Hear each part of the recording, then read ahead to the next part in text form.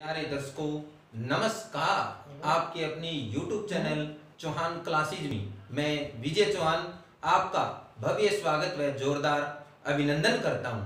तो प्यारे विद्यार्थियों, आज हम अध्याय नंबर 2 का आधा पाठ तो हमने पहली वीडियो में पूरा कर लिया था। अब अंतिम भाग है, उसकी तरफ क्या करेंगे, चर्चा करेंगे।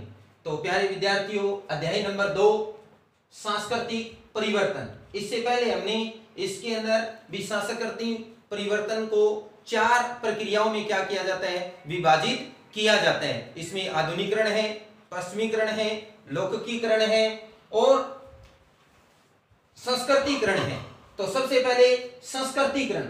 एम.एन. श्रीनिवास के अनुसार वह प्रक्रिया जिसमें निम्न जाति या जनजाति उच्च जाति की जीवन पद्धति क्या है, जीवन पद्धति, अनुष्ठान मूल्य, आदर्श तथा विचारों का अनुकरण करते हैं। इसके प्रभाव भाषा, साहित्य, विचारधारा, संगीत, नृत्य, नाटक, अनुष्ठान तथा जीवन पद्धति में देखे जा सकते हैं। तो संस्कृतिकरण है एम.एन.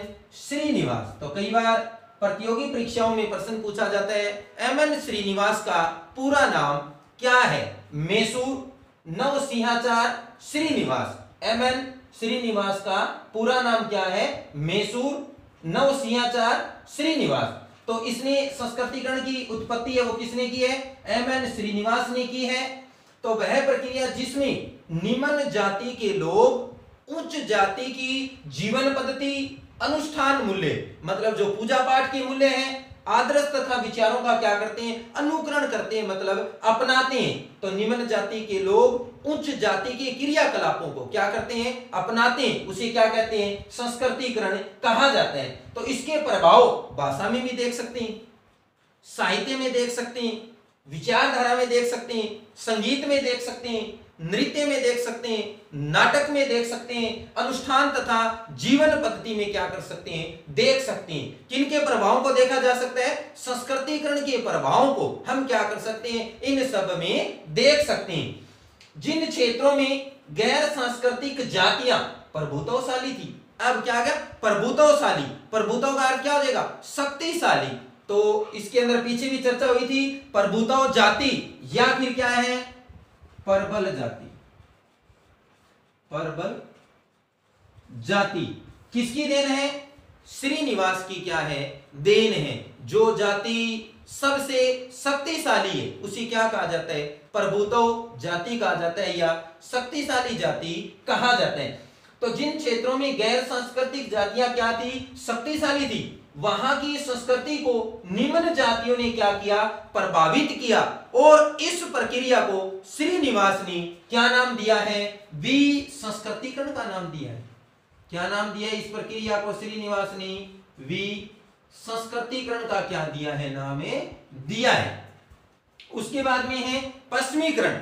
पश्चिमीकरण मतलब पाश्चात्य सभ्यता का क्या करना, अनुकरण करना, क्रियाकलापों का क्या कर रहे हैं हम, अनुकरण कर रहे हैं। जैसे इंग्लैंड है, अमेरिका है, उनकी जीवन पद्धति को हम अपनाने का क्या कर रहे हैं, कार्य कर रहे हैं। तो ये सब किसकी देन है, पश्चिमीकरण की देन मानी जाती है। जीवन शैली एवं चिंतन के अलावा भारतीय कला भी जीवन शैली है एवं चिंतन है। इसके अलावा क्या है, भारतीय कला तथा साहित्य पर भी पश्चिमी संस्कृति का असर है पड़ा है। ये नहीं है भी पश्चिमीकरण का प्रभाव है वो जीवन शैली एवं चिंतन पर ही दिखाई देते हैं, नहीं, इसके अलावा किस पर है, भारतीय साहित्य पर, भारतीय विचारधारा पर भी हम पश्चिमी संस्कृति का क्या देख सकते हैं, असर है वो देख सकते हैं। जैसे नए उपकरणों का प्रयोग, अब नए नए उपकरणों का हम क्या कर रहे हैं, प्रयोग कर रहे हैं। जैसे अब क्या कर रहे हैं हम, लिखने के लिए ये क्या है, व्हाइट बोर्ड है, इसके ऊपर लिखने के लिए मार्कर का प्रयोग कर रहे हैं। ये सब किसकी देन है, पश्चिमीकरण की देन है माना जाता है।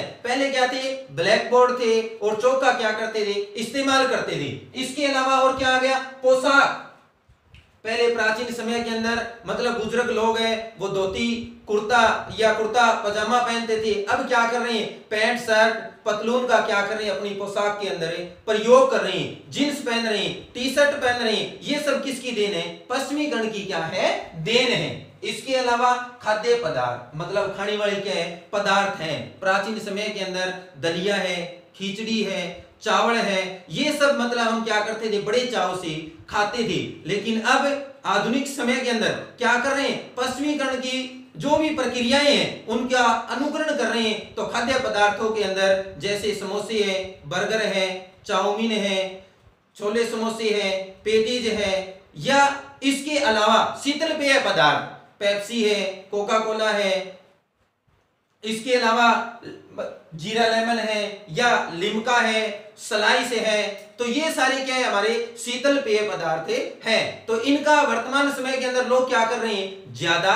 प्रयोग कर रहे हैं। तो ये सब किसमें आएंगे, खाद्य पदार्थों के अंदर। तथा आम लोगों की आदतों, जो आम लोग हैं उनकी क्या है, आदत है, उन आदतों में भी क्या है, बदलाव आया है और तौर तरीकों में परिवर्तन आदि थी। लोग क्या करने लगे हैं, अमीर जो लोग हैं वो ज्यादा से ज्यादा इस प्रक्रिया को अपनाने का क्या कर रहे हैं, प्रयास कर रहे हैं। उसके बाद में है आधुनिकरण। तो इसके अंदर क्या कर सकते हैं, हमें निम्न जाति के लोग संस्कृतिकरण की प्रक्रिया को क्या करते हैं, अपनाते हैं। श्रीनिवास के अनुसार निम्न जाति के लोग क्या है, निम्न जाति के लोग क्या करते हैं, संस्कृतिकरण की प्रक्रिया को अपनाते हैं। और उच्च जाति के लोग, उच्च जाति के लोग क्या करते हैं, पश्चिमीकरण की प्रक्रिया को अपनाते हैं। उसके बाद में है आधुनिकरण। प्रौद्योगिक और उत्पादन प्रक्रियाओं में होने वाले सुधार से था। भी जो क्या है, प्रौद्योगिक और क्या है, उत्पादन प्रक्रिया है, उसमें होने वाला सुधार, उसे हम क्या कहते हैं, आधुनिकरण है वो कहा जाता है।